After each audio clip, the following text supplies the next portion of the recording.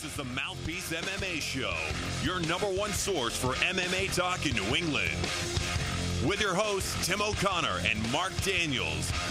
Now, here's Tim and Mark.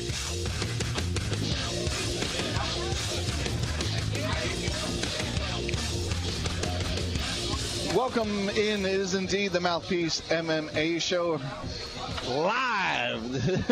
It's been quite some time. My name is Tim O'Connor of the Combat Sports Agency, and as always, to my right is my man, Mark Daniels, head blogger for the Boston Herald. Check his blog out. It's called Inside the Octagon, only at bostonherald.com. You know, Mark, we are here live and in color at the beautiful Golden Banana here on Route 1 North in Peabody, Massachusetts. And it's been a couple of weeks since the Mouthpiece MMA Show has been heard, but we are back! We are back and better than ever. Exactly. We are taking names tonight. And trust me, some of those names are Blaze and Ashley and whomever might be on stage right now who's totally hot. Trust me, you want to come out here again. It's Route 1 North in Peabody, Massachusetts. It is the Golden Banana. 10,000 square feet of gentlemen's club, and trust me, it is pure heaven.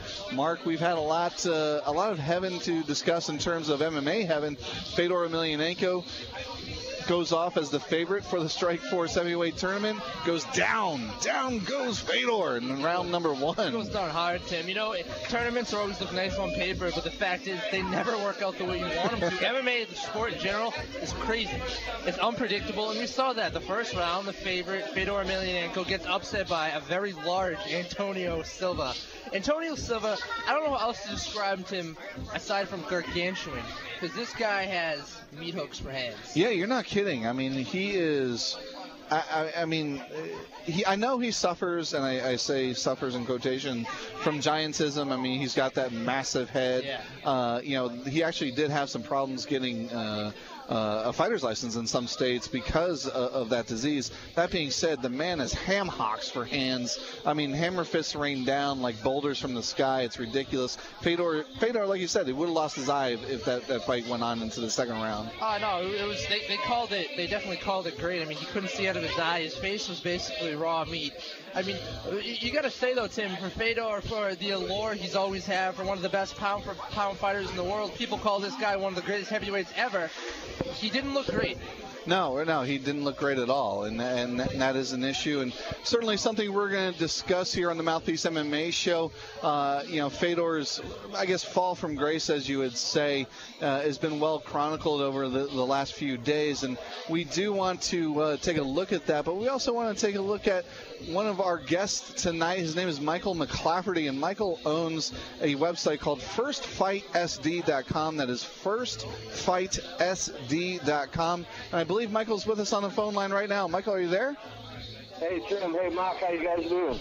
Hey, man, pretty good. We are doing very well. Trust me, we are at Route 1 North in Peabody, Massachusetts at a place called the Golden Banana. It is a gentleman's club, and I couldn't think of a better place to do a remote broadcast. Michael, thank you for joining us all the way from San Diego. It is a pleasure to speak with you. Tell us a little bit about, you know, what is firstfightsd.com? Well, you know, it's really developed into a lot of things, but the initial concept behind it was basically to provide fighters with a proper online presentation by consolidating a lot of the mess that's out there with the explosion. You know, let me just say, I mean, I read the blogs from Mark, and you know, Tim, you and I have talked in the past, and you know, if everybody was as professional as that, there wouldn't be so many issues out there, messes out there. And what we're trying to do is consolidate this mess with inconsistency in records, lack of pictures and presentation. So, you know, I just put it all together. I've been doing music and entertainment for a while. I was training MMA, inspired by a few friends back east. And I just couldn't sleep one night, and I said, forget it, let's stop thinking about it, and I built my first page, and here we are now, you know, 300 pages later, and it's just really taken off into a benefit for everybody involved, from the gyms to the trainers to the matchmakers to the promoters, but most importantly the fighters. I mean, every fighter can share their page on every major network from a simple click of a button. There's an instant email feature on there. There's a text line at the bottom of the page for them or their manager to text us to make sure we maintain that accuracy. All we need is a fighter's record once, and then we're following you. We don't want to just make it a database. We want to know what these guys are up to and what they're doing, and that's why we don't just aimlessly grab anybody. We do need authorization from the fighter or manager to build that page. Fight fans, want to remind you are listening to the Mouthpiece MMA show here on AM 1510 The Zone in Boston, Massachusetts. You can also listen to us live on the internet at mouthpieceradio.com. We are talking to Michael McClafferty, owner of firstfightsd.com. That's firstfightsd.com. And Michael, looking at the website, this as, from a management perspective, which I am, and certainly from Mark's perspective as a researcher and blogger of the sport, this seems to be a really fantastic tool, not just for fighters themselves to kind of get their names out there via the website, via videos, via pictures and stories about who they are, but also a good place for promoters to go to learn about talent all across the U.S. Yeah, absolutely. That's it. And it's even gone beyond the U.S. already with fighters from Japan and Russia, Brazil. We have Cairo, Egypt, with all that's going on over there. There's one man who's got an MMA revolution going on. It's beyond me how they heard about firstfightsd.com, because this is one of only 2 times we've ever discussed it in the way of a radio show. And we don't do any advertising. So with all that said and done, a year and 4 months into it, we're up to 250,000 shared pages. You're 100% right, Tim. I mean, the promoters themselves, there's so many shows throughout the United States on a nightly basis, and, there's always people watching the big shows, but, there's always someone that's trying to get there still. And the promoters can't always see that. So whether it's through a fight video and a bio that may interest them, or a lot of times we try to throw interviews up there as well, so you get to know the person's character and commitment. There's a lot of things. One of the big things when people try to, combine the boxing and MMA controversies, they're 2 different sports in themselves. But the biggest difference is you don't see many boxers that are posers.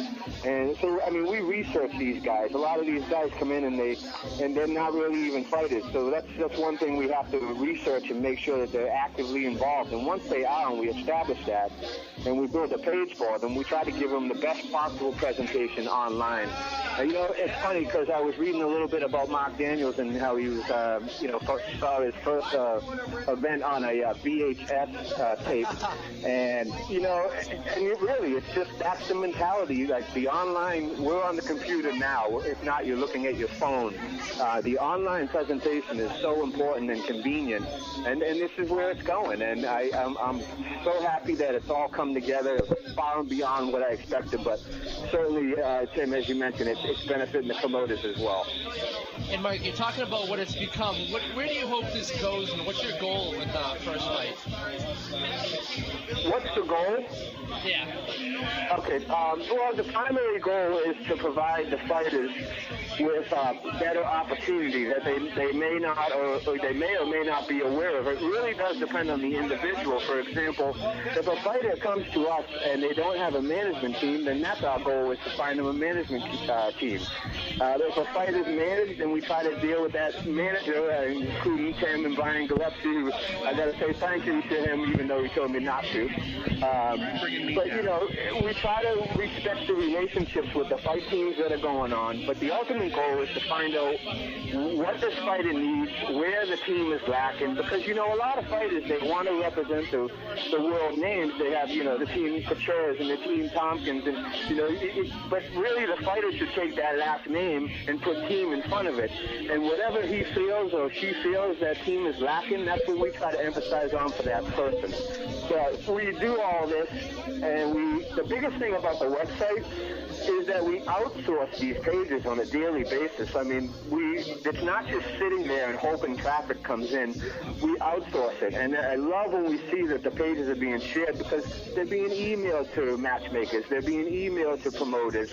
Fighters that begin to understand this.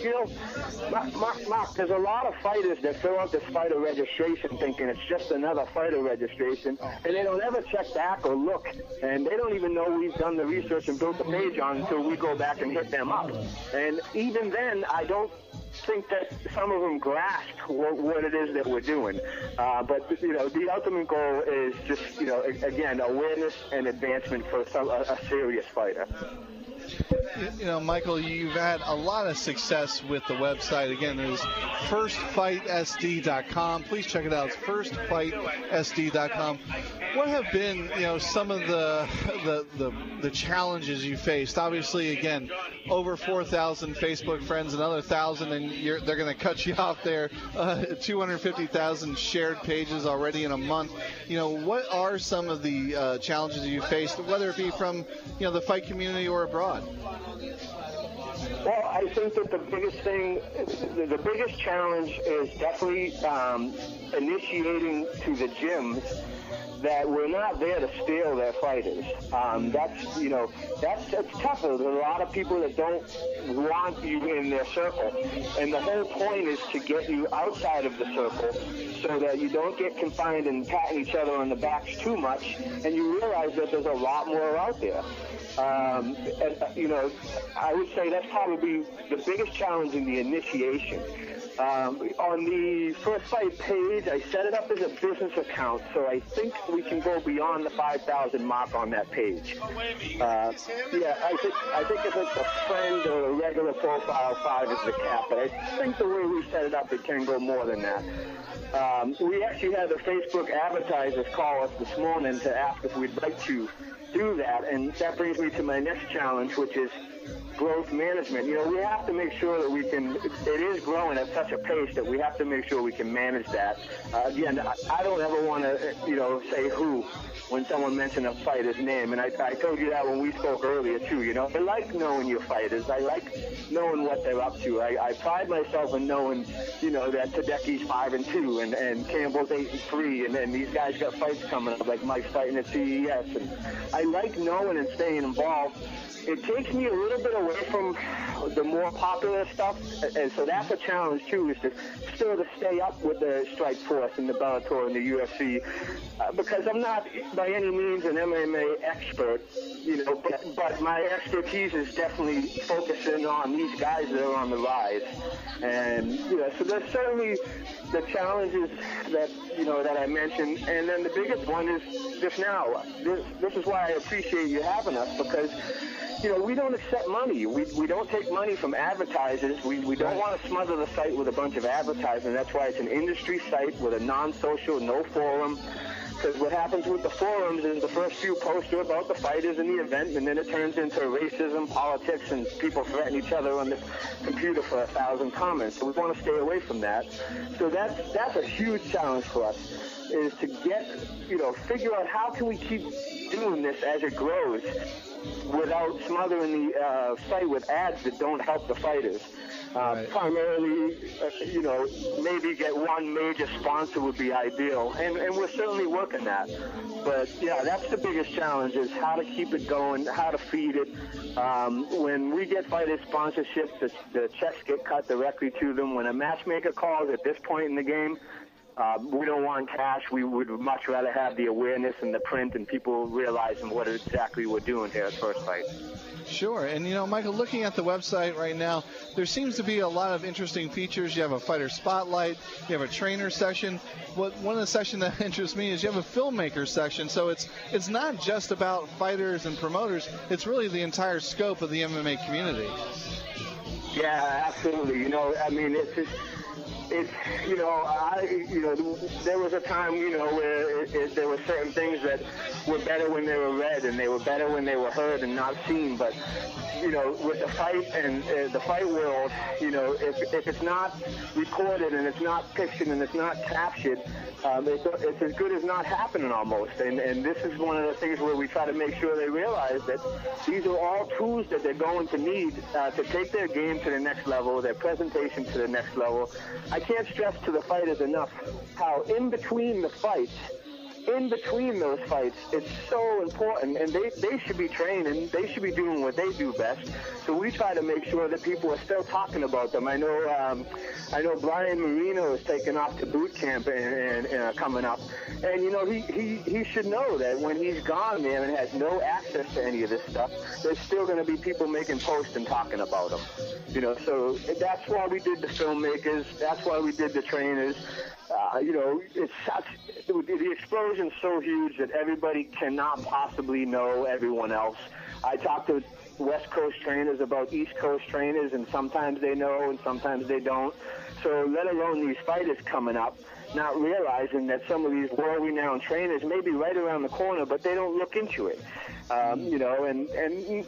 Really they shouldn't. They should be focusing on what is most important, the training and fighting. So hopefully, it's a good tool, but I think that the fighters themselves, should realize the more active they are, the more texts they send, the more promoting we're doing, and the more, openings come up. They're the people that we're going to contact. Those who utilize the text line, when they actually text us, we immediately make a post and an announcement about what it is they want us to discuss. And it always is going to look better when someone else is talking about you. And in the fighter's case, it's nice with your group of friends to say, hey, check out my fight, or hey, I'm fighting Saturday. But really, just, like your show here and like the blogs and stuff, the professionalism and the presentation is so important. And that, it's too late, a week or 2 or 3 before the fights, to start trying to gain fans for them. And that's what we try to do, too, is make fans for them. I mean, these guys, you know how it goes. I mean, these guys are getting knocked out, choked out. They're getting staph infections. They're getting all the things that people don't think about. And unfortunately, when the way of sponsorship, it seems like that story's not sad enough. We always have to have some sort of cause, but the cause is what you don't see up into the fight. And to do that on a daily basis, anybody like the companies that are making money off of it but maybe not directly benefiting the fighters, maybe they should go get knocked out and be reminded of exactly what's going on here. Absolutely. And Mike, what's the process for a fighter or a promotion, a trainer to get on your page? What's the registration process like? How long does it usually take? Well, that's what I was saying about managing the growth too. When we first began, it was 3 to 5 days. We did all the research. We verified their fights, the organizations they fought for, so they can expect about 3 to 5 days. It's actually getting out more to like a week or 2 now, because now that the buzz is going on as to a little more awareness of what we're doing. For example, I had a manager from Elite Management contact me last night, and he had 25 fighters in bios and attached in an email. So I got 25 pages to build in addition to the other 20 that came in the last few days. So it does take time. We don't want to just throw them up there. We want to make sure they look good. We find the best quality pictures. Some of the photographers out there are doing great richos and crossface productions, and obviously Zach with MMA Photography has been doing it for since the beginning.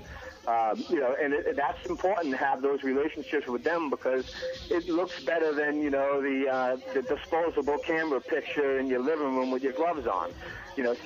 But to answer your question, we're probably about a week or 2 out now when someone fills out the fighter registration, do the research, and then publish the page. And then from that point forward, we would never stop announcing what's going on with their career. Fight fans, you are listening to the Mouthpiece MMA show, heard exclusively on the Mouthpiece Radio Network. You can also check us out online at mouthpieceradio.com. Simply click the Listen Live icon in the upper right-hand corner. We are talking to the owner of firstfightsd.com. His name is Michael McClafferty, and again, his website is called firstfightsd.com. And Michael, again, final question here from us at the Mouthpiece MMA show.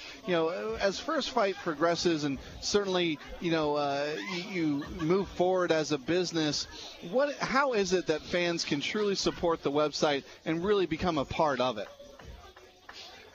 Well, I'm glad you asked that, because the great news is that the most visited page is the fighters page. The bad news is the least visited page is the donation page. So, it's something that, they can see these guys some of these guys from their amateur career right on up to the local shows, right on up to the regionals. And some of these guys are, for example, Jason McLean and Josh LeBurge were just in strike force. And, Josh LeBurge was at one point 2-4. And in the MMA world, this is not, that's a potential playoff football team. But in MMA, that's going to turn a lot of backs. So, for people to stick around and turn that around and make it to the big show, they're inspirational stories as well.